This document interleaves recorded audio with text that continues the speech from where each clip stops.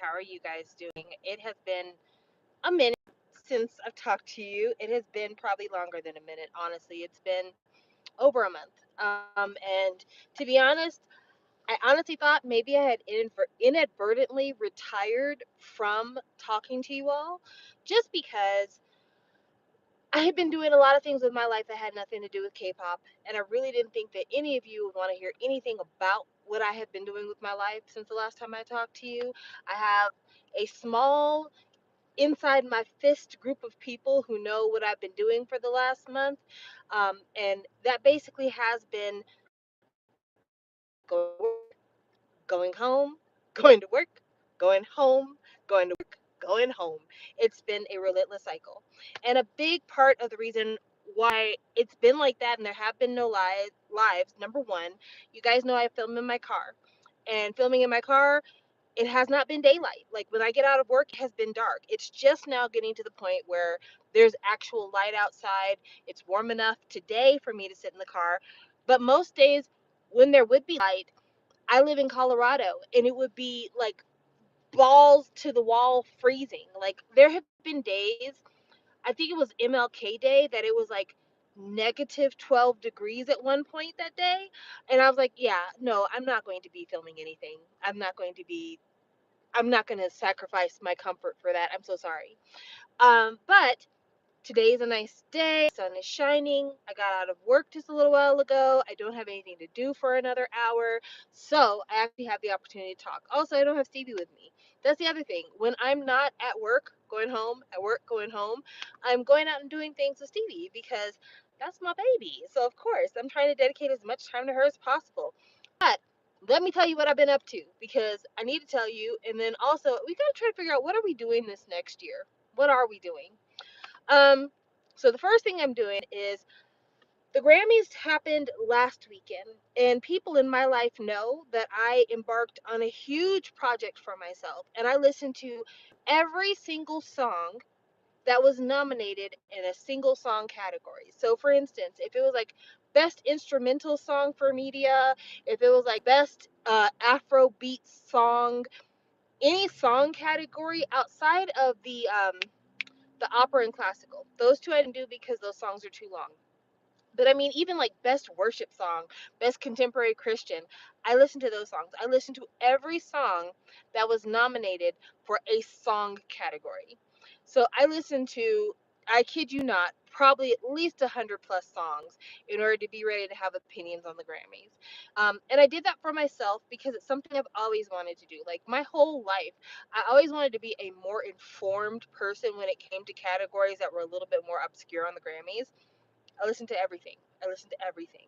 And I was pretty happy with the Grammys this year. I really was. I was surprised that there didn't seem to be any even kind of nods to anybody in the K-pop realm at the Grammys. Not that I feel like K-pop necessarily contributed anything in 2024 that would necessitate a Grammy nod, but if we think about the fact that BTS had been nominated for Grammys previously, it's not outside the realm of believability that perhaps something out of K-pop could have been nominated, especially because there's Best World Music. And I listened to the Best World Music category, and the winner was Bemba Colora, which was a remake of a Celia Cruz song, and it was Gloria Stefan, it was Sheila E, the drummer, and then a couple of other people. And I was like, okay, I like this song because I like most Latin things. But I was also like, I feel like your idea of the world is very narrow. I think when the Grammys think of the world, they think of Afrobeat, reggae, um, any kind of tribal music, and then Spanish music. And I don't know why that is. But I was like, okay, this is where you could slot somebody from Korea in here. Specifically, I was thinking like Rapmon made a really good album last year. Like, let's be real. As much as I sometimes can be critical of BTS solo stuff, I think that Rapmon's album, Right Place, Wrong Time, or Right Place, Wrong Person, I can't remember the title now, so sorry. I thought it was one of the better albums to come out of anybody at BTS in terms of like just the vibe, the consistency, it being something that felt like it wasn't made to placate the audience, but because it was a real passion project for the individual. And it would have been really cool to see it be captured in another category. I don't think it was ever going to get captured in any of the rap categories. Right, people, wrong place. You're correct. So I didn't think it was ever going to be captured in any of like the traditional rap categories because Kendrick Lamar had that locked down. But it would have been cool for like world music, since the songs are majority in Korean, to have that nominated. But I guess when they think world music, they're thinking heritage music, which I don't like that. I don't like the connotation. I don't like the connotation that the only music that can be admired or respected at the Grammys is music that falls into the stereotype of what white people feel is the traditional music of another culture. But hey, I'm not trying to be super political because that is the other thing I've been doing over the last month or so is just really trying to forget political things. Not that I'm not paying attention. I'm absolutely paying attention because every single thing that's been happening for the last month impacts me as a human being walking the face of the earth. Also, as somebody who is living in America, specifically as a person who has student loans still, which is wild, as somebody who pays taxes, as somebody who has an elderly parent, as somebody who has a child in school, also, like all of these things have in some way or somehow been in the news cycle. And so they've been things I've had to pay attention to, but at the same time it's like it's been so universally bad, the news I've been getting, that it's just like, okay, I got to do other stuff. And so I've definitely shied away from some of the political stuff, but I will say this. For any of you that follow me and have been following me for a long time, I don't know if you remember when I went to go visit Mason in California this summer, and I told you guys, yeah, people need to vote because that Project 2025 shit is real. And there were a lot of people who didn't vote Democrat because they were like, I'm not supporting Kamala because she's not stopping the war in Gaza, and the Democrats need to do better. That may all be true, but if you have to like debate between eating a piece of toast covered in shit or a German chocolate cake covered in shit, both are still covered in shit. But one at least has some kind of enjoyment to it, I guess. And now we're at, the toast covered in shit, which there's nothing aiding. It's just pure shit on toast. Where at least chocolate cake, maybe you could scrape off some of the shit and eat the cake underneath. You know what I'm talking about? I say all that to say, a lot of people felt like the Project 2025 shit was overblown and that people were being hyperbolic and they were just being doom scrollers for no reason, and that it didn't matter whether it was Republican or Democrat that was in the office, it was still going to be a shit show. We are now looking at probably one of the stupidest people to ever become president being president and making some of the stupidest moves that anyone who's ever been president could ever make. And we're allowing people who don't have security clearance, who don't have good ideas, who basically are a pack of nepo babies that through pure happenstance, skin color, and opportunity have been able to be in the positions they are, and they are literally telling the rest of us who actually work hard for a living what the fuck's going to happen to our fates. And I don't appreciate it. It's not cool.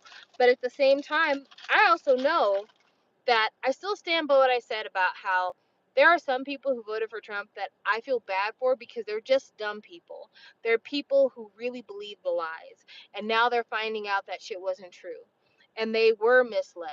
I feel bad for those people because I feel like those people weren't malicious. But I know there were a whole bunch of other people who voted for Trump that did it maliciously because they hate minorities. And they did it maliciously because the only way they can make themselves go up is by pushing someone else down. The only way they can make themselves feel taller is by making someone else's fucking knees fall out from underneath them and making them shorter. And a lot of those people voted. And those are the motherfuckers that cannot be helped and will not be held with sympathy when their house of cards falls. But yeah, been trying to stay away from the political shit because I really can't handle that. Now let's talk about hobbies. I've been going to more movies. Me and Stevie have went to several movies probably since the last time I talked to you. I'm about to go to a movie today. We went to see Nosferatu. Both of us have opinions, opposite opinions. I didn't really care for Nosferatu, and I'll tell you, I didn't care for Nosferatu as much because I'm a spoiled baby. Two of my favorite vampire movies of all time came out when I was like around teenage age, and I just, no one's done anything better in my opinion. So when I was a teenager, Bram Stoker's Dracula came out with Keanu Reeves, Winona Ryder, Anthony Hopkins. Can't remember the other actors in the movie. Jude Law's baby mama, I believe. Anyway, that movie, so good. Gary Oldman is probably my favorite cinema vampire of all time. Uh, Granted, Keanu Reeves' accent, if you want a good, hard chuckle at a bad English accent, Keanu Reeves and Bram Stoker's Dracula, what a terrible fucking accent. It is truly awful. Winona Ryder's accent is not much better either, but she's also Winona Ryder, and she has a really interesting texture of voice, so it's just like, yeah, she just is always going to sound like herself. But that movie, Gary Oldman is the sexiest vampire to ever walk the face of the earth. I don't know what it is about him. I don't know if it's the director who gave instruction, even though we don't really like Francis Ford Coppola right now. But Gary Oldman is such a good actor in that movie. So, one of the best vampire depictions in my mind. And then, Interview with the Vampire came out while I was in college, I believe. Brad Pitt, Tom Cruise, kind of gay dads to Kirsten Dunst. It's a great fucking movie. It's a great fucking movie. It's so corny and it's so angsty and it's just so like campy and it's just all the things. Like when I think of vampire movies, and I think this is the reason why I have a hard time with Nosferatu and why Stevie doesn't. I have a very strong feeling in my heart and in my soul about vampire movies need to be campy in order to be fun. I don't want a self-serious vampire movie. I never have and I never will. Probably the closest I've ever come to like a serious vampire movie is Let the Right One In. And that's because I loved that book. And then I watched the movie and I'm like, the movie is very true to the book.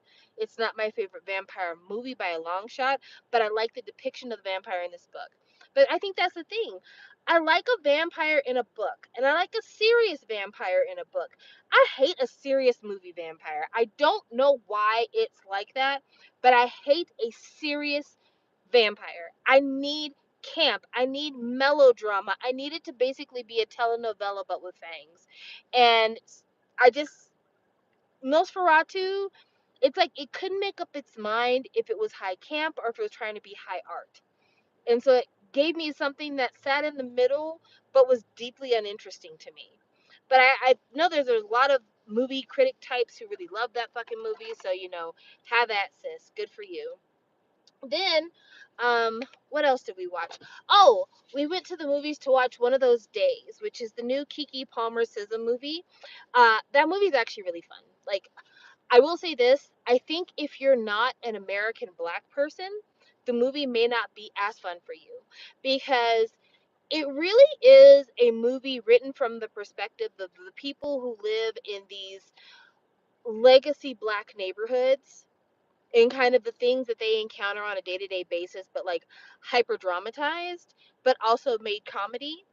And I feel like if you're not from these communities, you wouldn't understand why the characters in the movie do the things they do.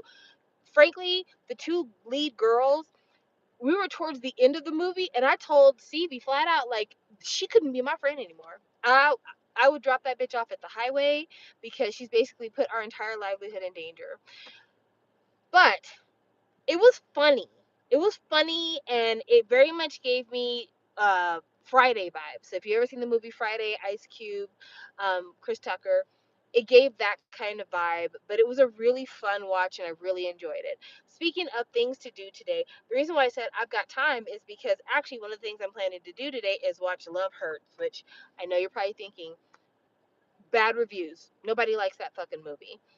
I'm going to watch it because I want to give Ki Kwan, is that his name? I'm gonna give a chance. I heard about Sing Sing. I don't think it's playing anywhere near me. I think I'd have to go to Denver to go see it. And lately, I just haven't wanted to make the drive because, like I said, the weather has been banana nuts around here. But I want to see Love Hurts, to give him a shot, to give him a little money, so that he has more opportunities to make more movies, quite honestly. Uh, and I thought that the trailer was cute, but it got really bad reviews. And I'm not sure why the reviews are so terrible, but I just want to give it a shot. I just want to give it a shot. So I'll be watching that today, and then me and Stevie missed The Substance. We meant to watch it around Halloween time, but it went in and out of the theaters really quickly where we live, so we didn't get a chance to watch it because the weather was kind of off around Halloween. So it's coming back to theaters where we live somewhere around the last week of February, right before the Oscars. So we're gonna go watch that because we have heard great things about Demi Moore's performance, great things about the movie itself. So we're gonna watch that. But yeah, movies. That has been kind of a thing I've been doing. Watching movies in theaters is the closest I've come actually to watching like any actual entertainment programs. And I say entertainment programs because there's a lot of shit I watch that calls itself documentaries or vlogs, and really they're entertainment, but they don't call themselves entertainment. Like I've been watching a lot of podcasts, vlogs, true crime documentaries. That kind of shit has really been like scratching an itch for me, which means that I am not at all caught up with Boys Love at all. I need somebody to tell me what were the top Boys Loves for me to watch in 2024 because I couldn't keep up with it. I have no clue what people were watching in Boys Love in 2024. And I feel really bad about that because uh, the couple from my is it My Dear President? My Lovely President? You know the one with Fourth and Gemini? Anyway, Fourth and Gemini are coming to fucking Denver. Yeah, yeah. Fourth and Gemini are coming to fucking Denver. I will be going. I'll be going because I have to live the experience of going to a Boys Love fan meet. Just like I had to live the experience of going to a K-pop concert, I have to live the experience of going to a Boys Love fan meet. So, for those of you who know the deep lore of Samantha, you know that during the pandemic, like at the height of the pandemic in 2020, early 2021, Mason and I did a bunch of Boys Love review vlogs for his channel, which is BL Kiki. He might have changed the name, but anyway, if you find Mason's channel, you'll find videos that we did together. And we watched a lot of Boys Love. And so Boys Love has always been kind of like a thing I've kept in my back pocket of things that I enjoy watching when I have time off.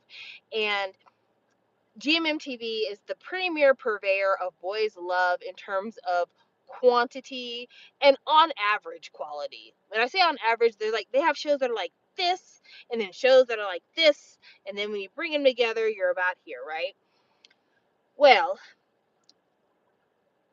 a big part of the Boys Love fandom is that these guys are considered idols basically. Just like how you have like K-pop idols that do fan meets, they're considered idols too. To the point that they sing and they dance.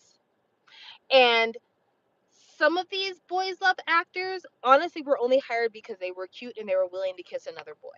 Like, not even because they're actual gay men, but just because they are good looking teens, early 20s, and they're willing to kiss other boys on camera.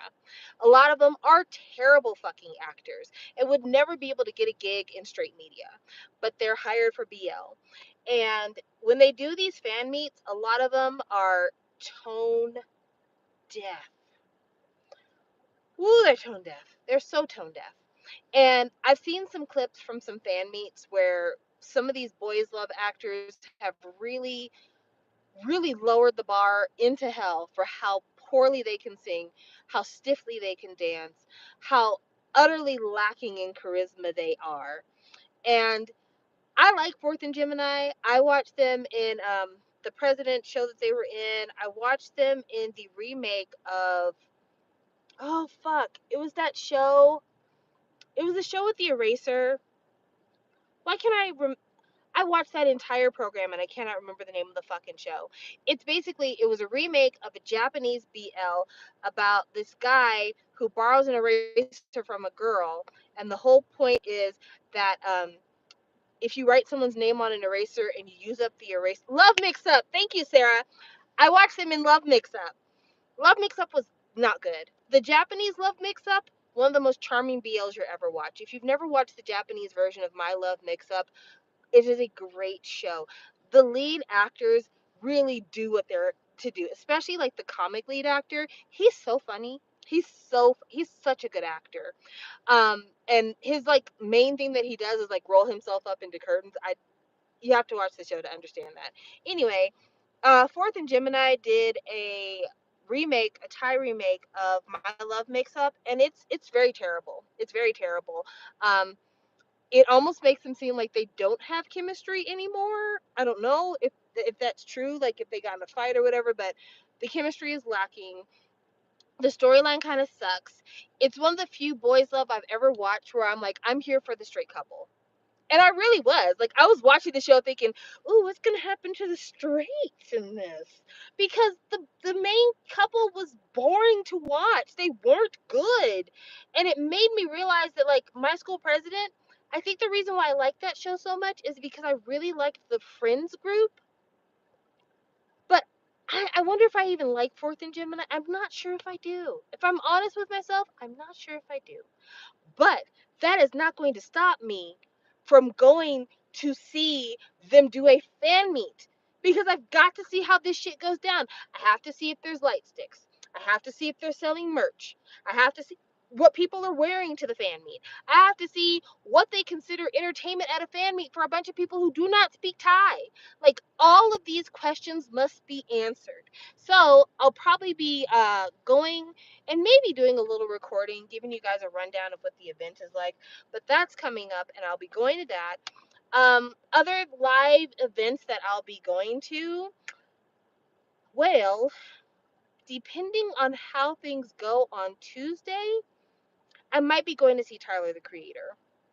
So something that your friend has been doing a lot of since the last time you talked to me, I've been listening to a lot of hip hop. A lot of hip hop. I listened to Kendrick Lamar's GNX, which I thought was a really good album.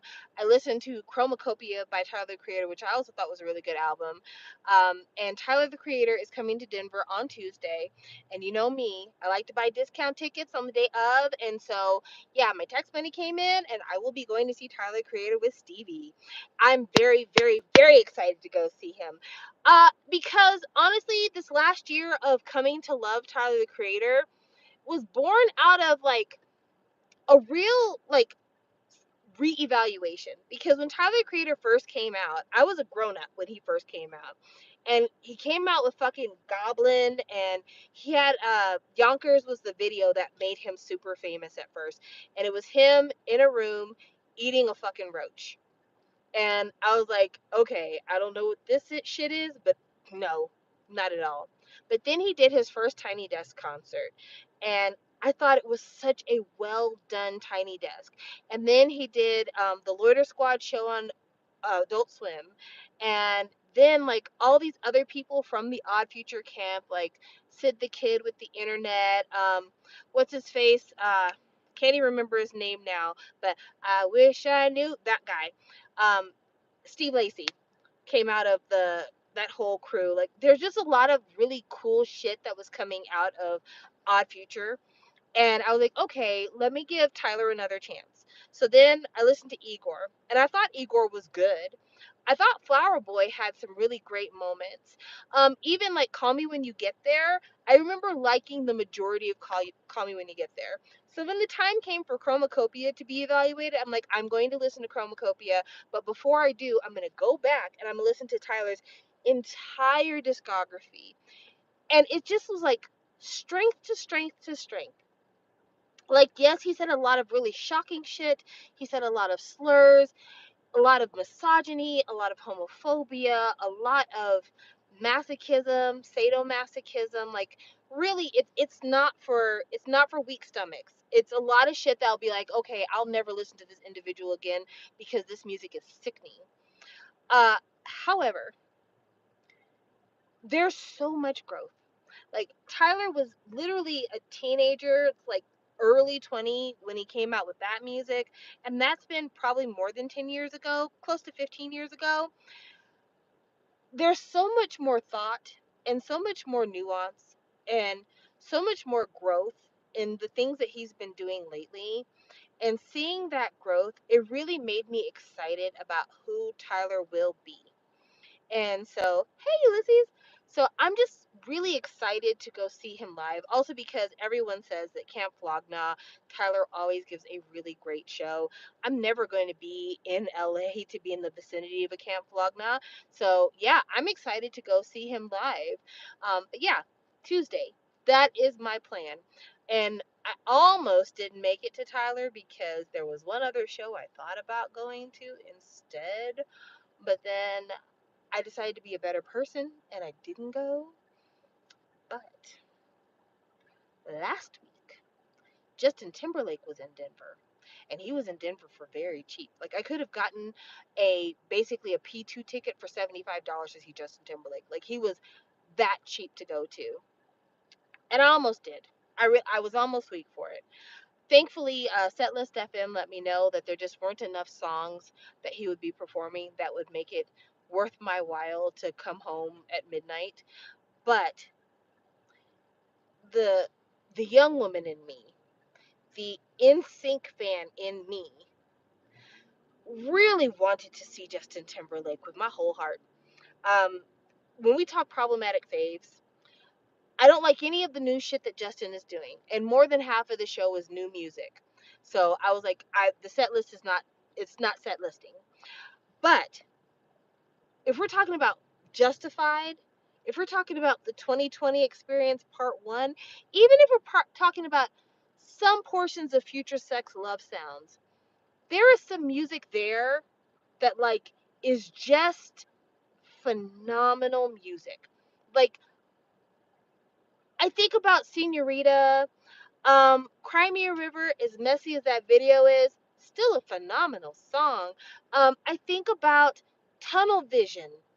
Tunnel Vision is one of my favorite songs from the 2020 experience. And honestly, Tunnel Vision was the main reason why I didn't want to go to the show because he was not going to perform Tunnel Vision at the fucking show. And I'm like, how could you not? How could you not? Nobody wants to hear any of the fucking Man of the Woods songs. I don't want to hear Supplies. The fuck out of here. Do you not know your audience? It's a bunch of middle-aged women. We'd be very happy if all you did was every NSYNC song. You do not know your audience. This is why your ticket prices are slipping because you don't know your audience. But anyway, long story short, cooler heads prevailed, and I'm like, okay, I could either go see this really cheap Justin Timberlake, I only half like this show, or I could save my money and me and Stevie could go see Tyler the Creator. And so I chose Familia. And that is what we're going to be doing. We're going to go be seeing Tyler Creator. And then this year might be Stevie's second year seeing Hosier because he's coming back to Denver and she's already seen him once and she's thinking she's going to go see him again, which I don't know why he keeps coming back here, but I swear every fucking summer Hosier comes with his ass talking about I got a new set of blues songs. But yeah, those are the things that your girl has been into. Oh, also, I've recently become re-obsessed with perfume. I cannot tell you what's going on with my life. I know they say that like whenever there's a recession that people buy more cosmetics and beauty products. That could very well be it. It could be that my mind is being like, luxury goods are about to disappear. You need to get them while you can. But there is something in my heart and spirit that has got me obsessed with finding the best perfume. So right now, I haven't bought anything from any perfume houses because I don't know what I want to spend the money on. And for those of you who buy perfume, I have to tell you, you already know the struggle. Perfume is not cheap. Most perfume, if you're talking a nice perfume, and when I say nice, I don't mean drugstore nice. If you're talking about like going to the Nordstroms, going to the Macy's, even going into the Sephora and the Ulta, if you're talking about nice perfumes, most nice perfumes you're not going to get any perfume for under $100. Once you add taxes and everything else, you're not coming out of there under $100. So it takes a lot of consideration and a lot of thought to know, what am I buying in the perfume realm that I'll be happy with, because you're talking $100 sometimes for only maybe 1.75 ounces, less than 2 ounces of fluid. So you have to really, really be happy with what you're getting. And so I've been going and playing with a lot of samples to try to figure out what I want to do. And I want to do something different. In addition to like all of my sampling, I'm watching a lot of like perfume review videos to kind of, know what's good in niche markets, what's good mainstream, what's a good dupe of whatever fucking else. And I was in Bath and Body Works, which is not a niche perfumery. It literally is like going to like the Walmart of lotion and body spray. But I was in there and I got this. This is a small sprayer tester. It's a quarter of an ounce. It's not much at all. But this is Guilty as Fig. And this is one of the Bath and Body Works designer imposters. This is supposed to smell like Fleur Father Figure. And I went into the Ulta and I smelled Fleur Father Figure, and it actually smells pretty good. I'm not gonna lie to you guys, it smelled really nice to me. And so I bought this little sampler here, which cost more than I wanted it to. Can you believe that this little fucking sampler right here? You see how small it is? You see how it fits in my hand? $15. $15. $15. $15. But it does smell amazing. It smells really good. It smells like fruit. It smells like tobacco a little bit. It has a clean scent, but not too, it's like a sterile scent, I guess. I don't know. It smells like a really nice hotel. So I really like this one. Another one that I find myself going back and forth about is Jo Malone Wood, Sage, and Sea Salt. I have smelled a dupe for it at Target by this brand called Finery. They have one called Before the Rainbow. It comes in like not orange, it comes in a green bottle. I really, really like it. The only problem is every single person who reviews Wood, Sage, and Sea Salt says that it lasts on your skin maybe a couple of hours before it disappears. Getting a 1 ounce bottle of that stuff, it's still like $100, maybe 130. I cannot pay that much money for a designer perfume for it to disappear on my skin. So I've been really like spending a lot of time going through the media, trying to figure out a good scent that has a unique scent, something that's not too stereotypical. I've even been traveling into like dupe territory. Like, what are some things that are like designer imposters, but like good quality designer imposters? Surprisingly enough, Zara's perfume line gets a lot of really good reviews for being like designer imposters. And I agree, because I bought a dupe of the Baccarat Rouge from Zara. It was like Golden Decade Sweet, I think is what it's called. That shit was amazing. Like, I would spray it on in the morning and I could smell it on my skin all day long, and I could smell it in my clothes, and it's really, really nice. So Zara's got some nice designer imposters. But yeah, just want to do something different, something that the girls aren't doing. Um, I got a really cheap bottle of Sabrina Carpenter's Caramel Dreams.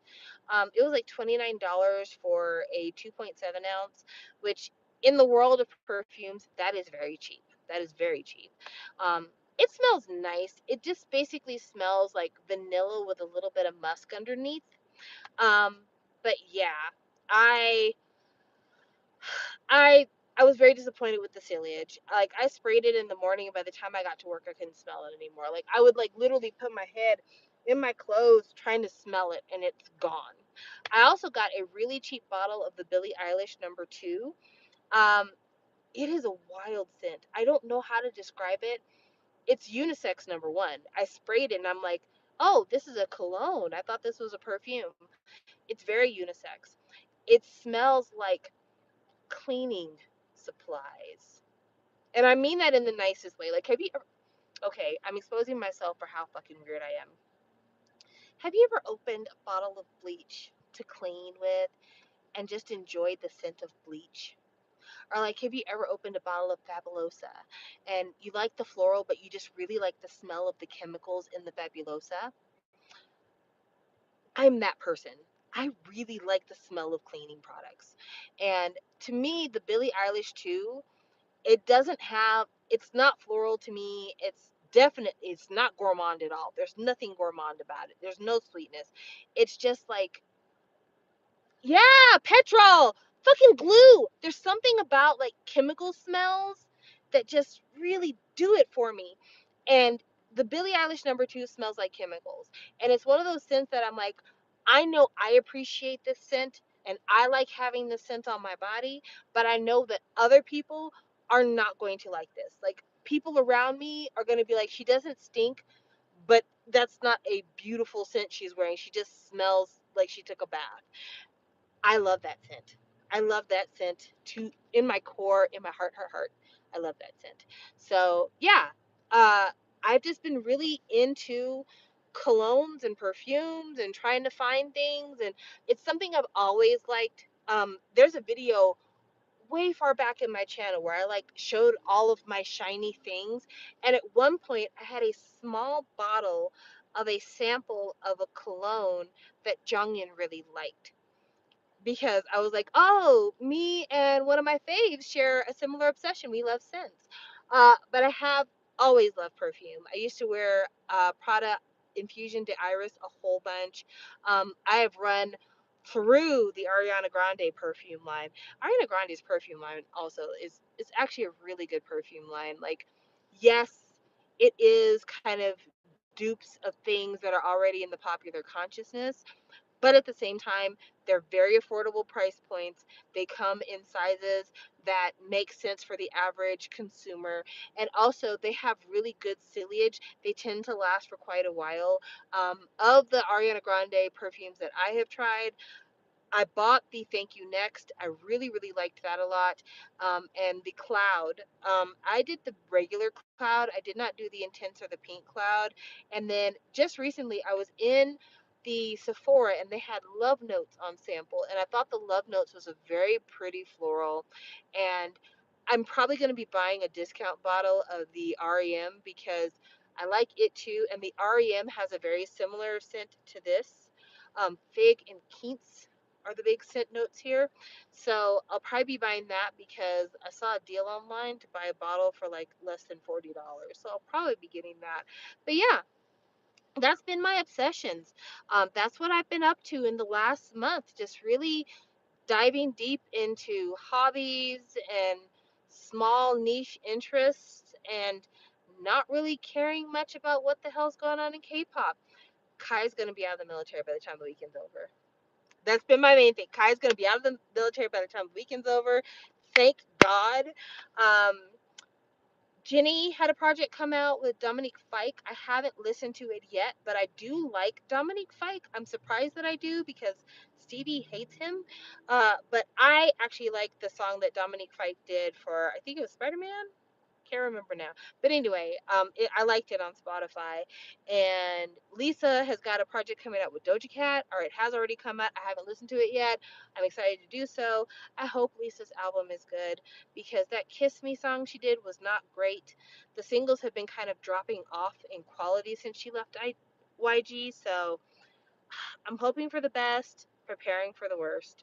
But yeah, I just really haven't been into K-pop. I think the big thing about K-pop and the reason why I haven't really been into it as of late is because honestly, everything that I have been experiencing news-wise for K-pop has really been like on the negative, shitty, sad side.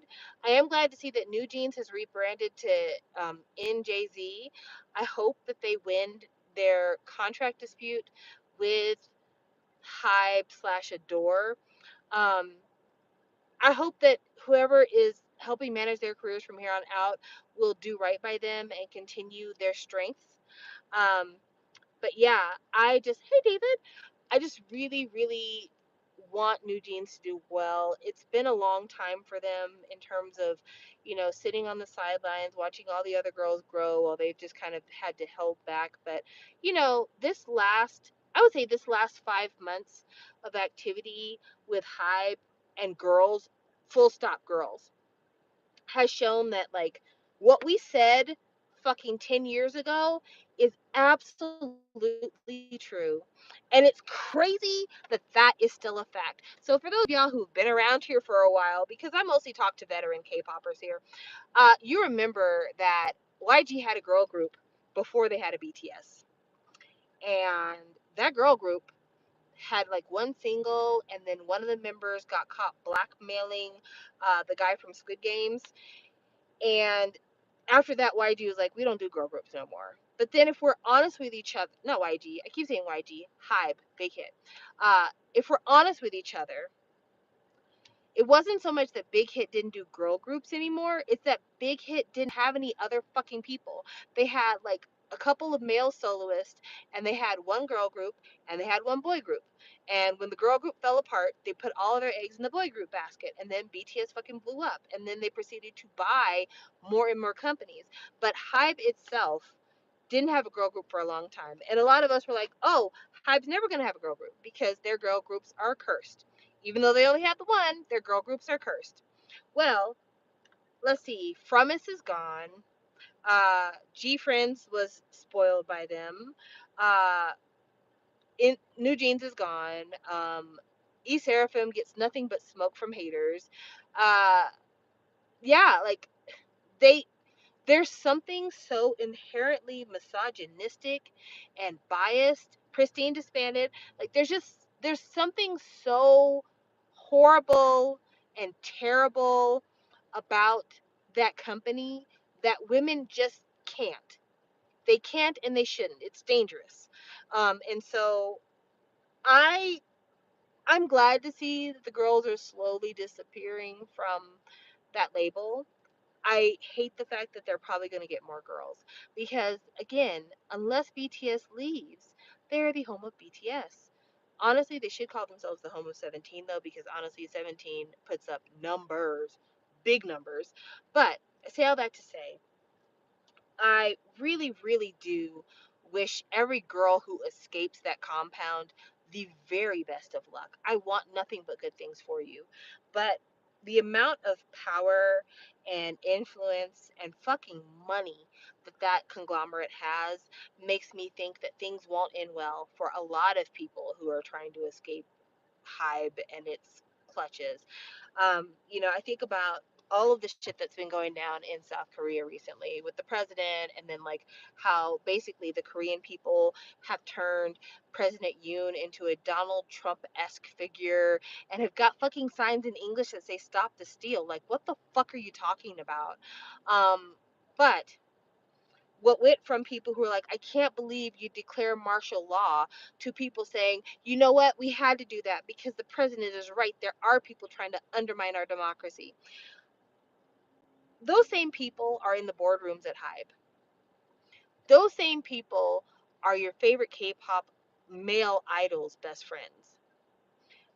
It is the opinion of a lot of men between the ages of 50 and 15. And because of that, it's just like, I don't know how any woman can survive in entertainment when so many men out there share this horrible, horrible opinion and attitude and belief system. It makes me really, really sad because New Jeans, all Hybe had to do was treat them like the golden goose that they were.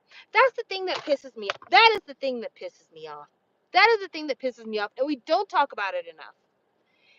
If Hybe had had a boy group that was as critically celebrated and universally beloved as New Jeans was, Hybe would have done anything and everything to build a close relationship with these individuals and keep them in the stable.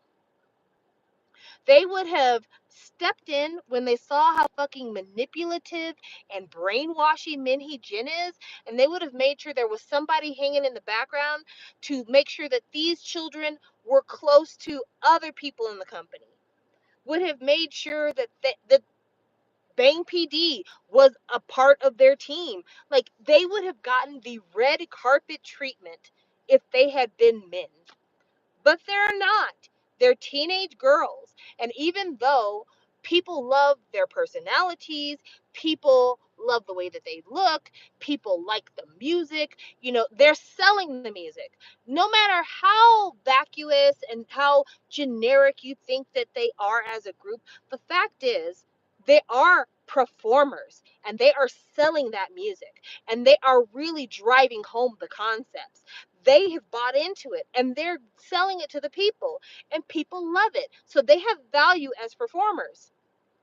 And them having value as performers, they should have had value in their company. And the fact that they let things get like this, that they're like, we'll just sideline these girls. Who fucking cares? They would never do that to 17. They would never do that to fucking In Hyphen. They would never do that to TXT. They just wouldn't. The shit that's happening with Rise over at SM would have never happened at a Hive. Because SM has just lost their fucking minds. They don't know what the fuck they're doing right now. Things are very bad over there. Very, very bad. But yeah, there would be so much value and emphasis placed on making these girls happy if they were at any other label. But not there. Not there. Like, they're literally cutting off their nose to spite their face.